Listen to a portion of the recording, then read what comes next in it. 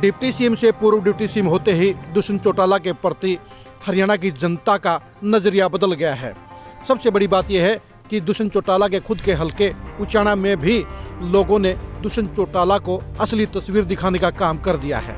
दुष्यंत चौटाला अपने हलके के काबरछा गांव में गए तो उन्हें ऐसे हालात का सामना करना पड़ा जिनकी उन्होंने कभी कल्पना भी नहीं की थी।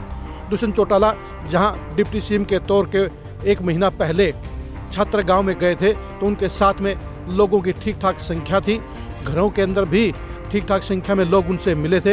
हाथों में पर्चियां लेकर लोग कौशल विकास निगम में नौकरियां लगवाने के लिए गुहार कर रहे थे। लेकिन डिप्टी सीएम से हटने के बाद जब काबरछा गांव में दुष्यंत चौटाला पहुंचे तो उनके लिए हालात इतने खराब निकले कि सब कुछ हैरान कर गया। दुष्यंत चौटाला ने काबरछा गांव में लगभग 4 दर्जन घरों के अंदर चाय पीने का काम किया था। 80% चाय के प्रोग्रामों में लोगों की भीड़ को जानने से पहले आप दुष्यंत चौटाला के इस गांव के दौरे के दौरान सड़कों से गुजरते हुए आप इन फोटो को जरा गौर से देखिए। ये 12 फोटो आपको बता देंगे कि दुष्यंत चौटाला के साथ काबरछा गांव में क्या हुआ है।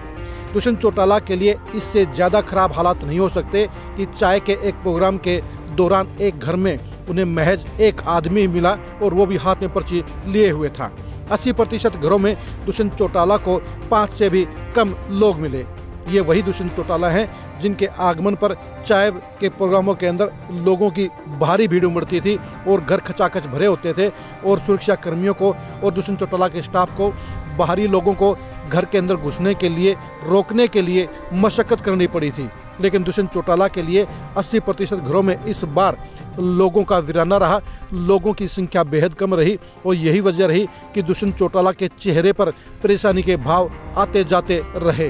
दुष्यंत चौटाला को एहसास हो गया है कि अब उनके प्रति उचाना के लोगों का मोह भंग हो गया है और ये उनके लिए खतरे की घंटी बजाने का काम कर गया है। दुष्यंत चौटाला काबरछा गांव में घूम घूम कर नज़ारा लेते रहे।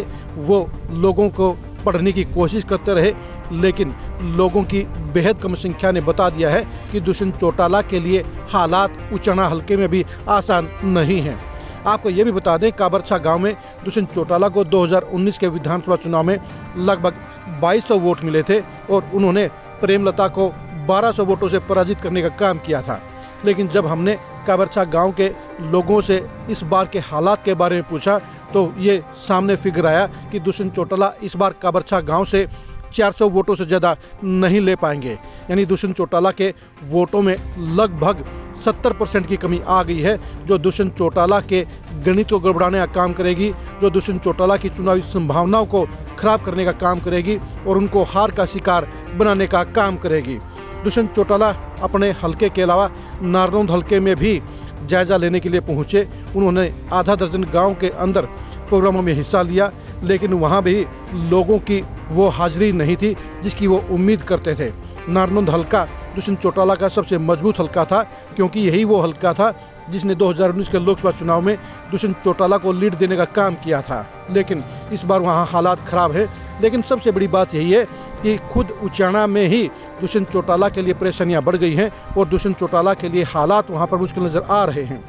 सबसे बड़ी बात यह रही कि दुष्यंत चौटाला जब काबरछा गांव की गलियों से गुजर रहे थे तो ना तो उनसे कोई मिलना चाहता था, सिर्फ लोग दरवाज़ों के बाहर खड़े होकर या चौराहे पर खड़े होकर दुष्यंत चौटाला को आते जाते देखते रहे।